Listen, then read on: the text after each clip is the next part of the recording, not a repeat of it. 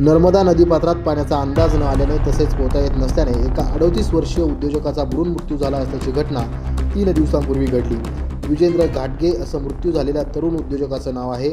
मिळालेल्या माहितीनुसार विजेंद्र घाटगे हे 3 दिवसांपूर्वी आपल्या मित्रांसोबत आंघोळीसाठी नर्मदा नदीवर गेले होते। यावेळी त्यांनी नदीपात्रात उडी घेतली, मात्र काही क्षणात ते पाण्यात बुडू लागले। पाण्याची खोली जास्त असल्याने आणि पोहता येत नसल्याने त्यांना स्वतःला सावरणे शक्य झाले नाही।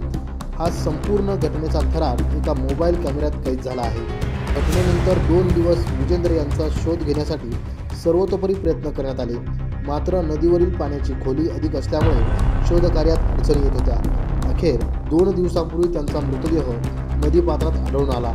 विजेंद्र घाटगे हे आध्यात्मिक प्रवृत्तीचे होते। काही दिवसांपूर्वीच त्यांनी नर्मदा परिक्रमा पूर्ण केली होती। त्यानंतर ते गुजरात राज्यातील वडोदरा येथे बद्रिक आश्रमात वास्तव्याला होते। त्यांच्या अकाली निधनामुळे कामटवाडी परिसरासह संपूर्ण नाशिक शहरातून हळहळ व्यक्त केली जात आहे। पोहता येत नसताना पाण्यात उडी घेण्याचे धाडस जीवावर बेतू शकते, हे या घटनेतून पुन्हा एकदा स्पष्ट झाले आहे।